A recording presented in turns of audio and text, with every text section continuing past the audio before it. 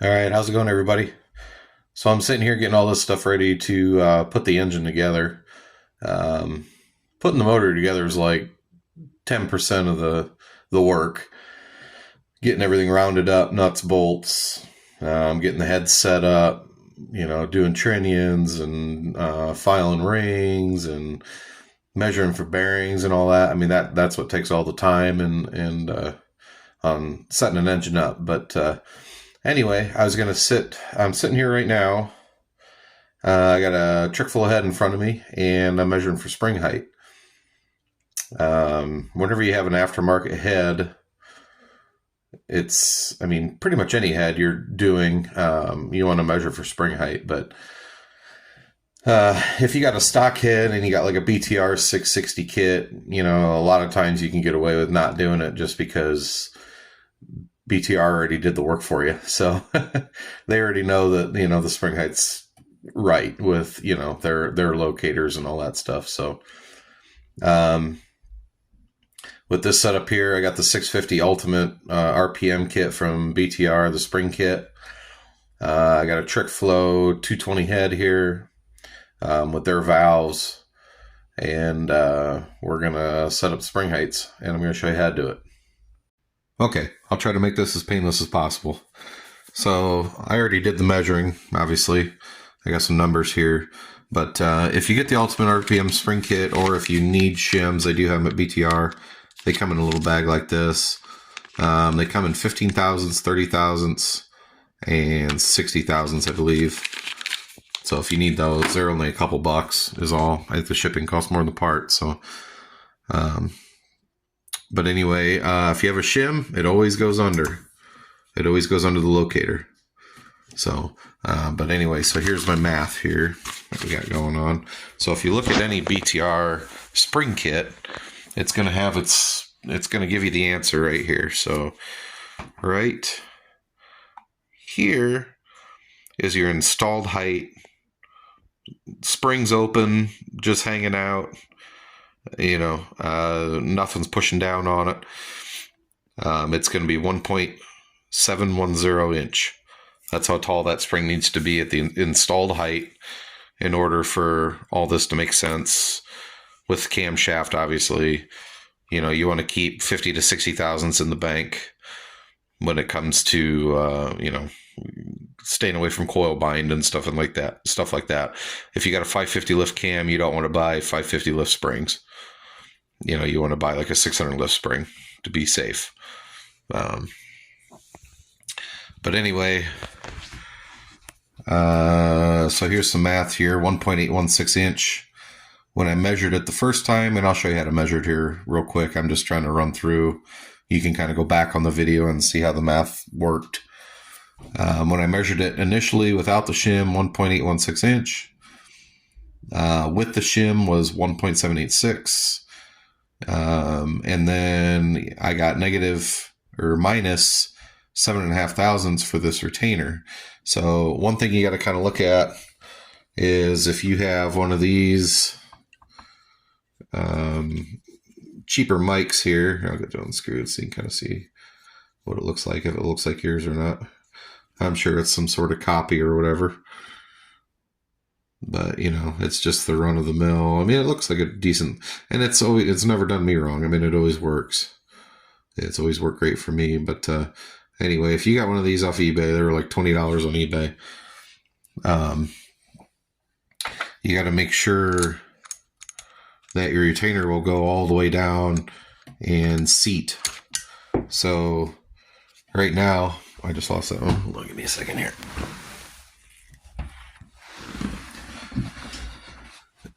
You got to make sure that this seats in here, and it actually seats where the valve spring is going to be. So the valve spring obviously sits right here on this lip, right? So right now, this is sitting right here on this lip,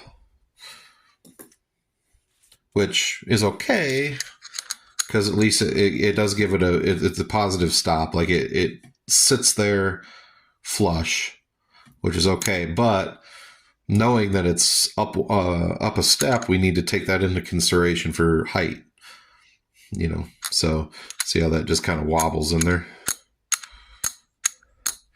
So now what you need to do is, knowing that it sits there, you got your outside ridge here. The second step, you need to get a caliper or mic or whatever. Just a caliper would probably work, and take that thickness into consideration for the height. And when I did that, it came out to about 7.5 or 75 thousandths of an inch. I think I said that wrong before. But anyway, when you do the math, you take that out of there, you add the 30,000 shim, you're at 1.711.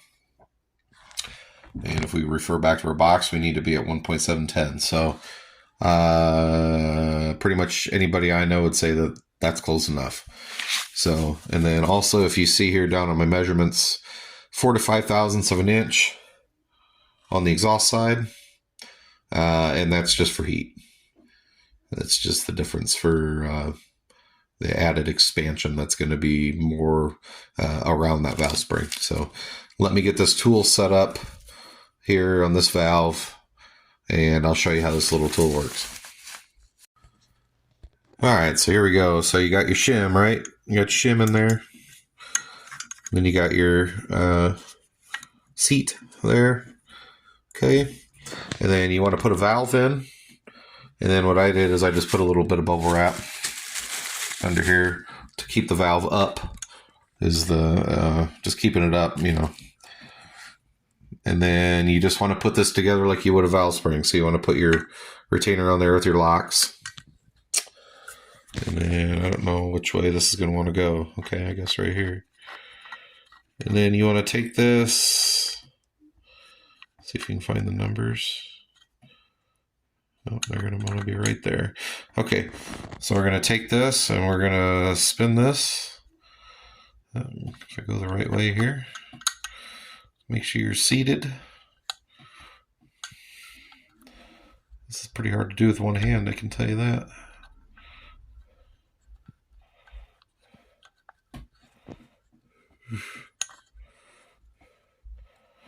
Okay. And then you want to kind of get it snug, like we're not trying to break it off or anything like that. Get it snug, wiggle it a little bit, just kind of do the hokey pokey with it for a minute. And then if you see there, you got your 7, you're almost 8, so you know that it's not 8. So you're at 7, 85, 90. So you're just over 85. So that's why we did an 86 there. So we know we're at 7 here, 86 down there, and then this body is 1. So that's how you get your 1.786. So that's your reading. So if I were to go over and put this on here, I'll get a 1790. And then you want to do your math. If you needed a shim, from right there, obviously you're going to need a 80,000 shim to get you down to 710, right? But we have the discrepancy on this piece here, so we know that that's where we're losing our losing height, right? Gaining height. So yeah, this is how this works. Just unscrew it all the way. Keepers fall out.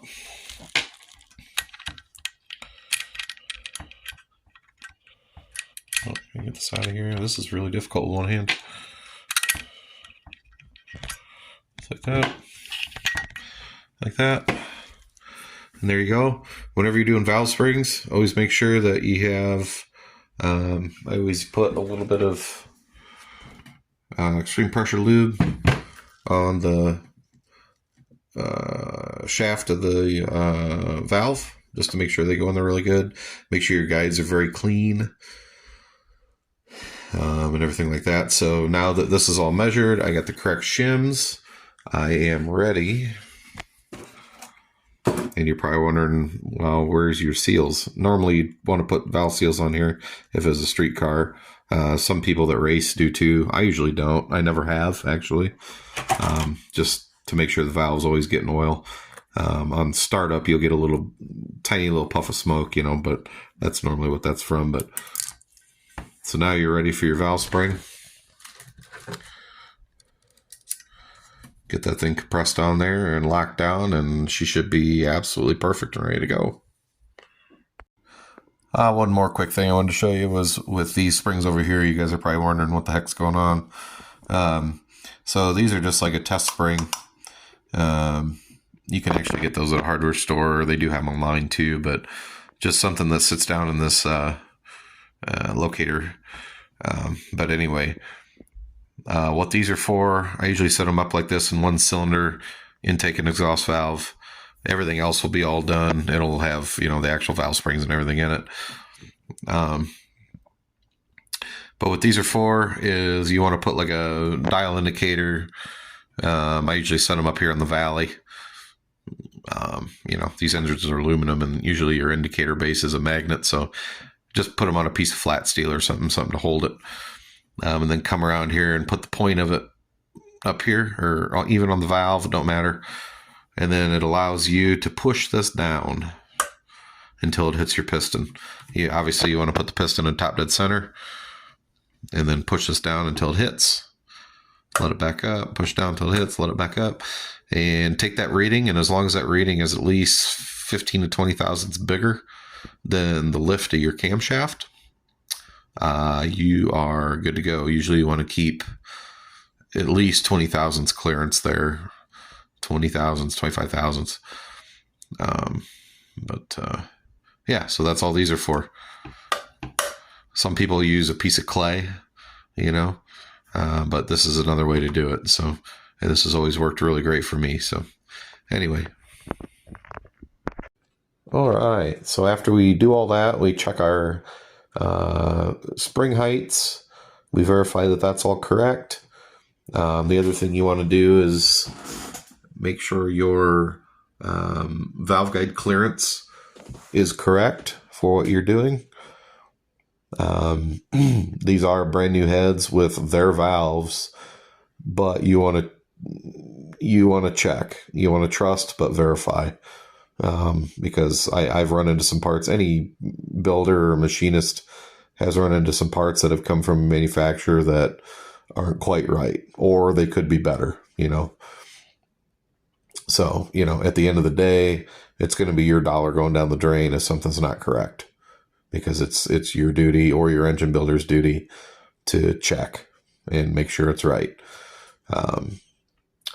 But anyway, so I'm just going to do a really quick video here of how to install an aftermarket valve spring onto an LS head. Yeah, this is a trick flow head, but it's the same for like a 243, 706, rectangle port, 823, whatever. Any stock head, this is going to be the same procedure. So first things first, they do have a single valve spring compressor. This is a dual compressor, so it'll actually do two springs at once. Very inexpensive on Evil Bay, and it's worked really great for me. So I highly suggest get one of these.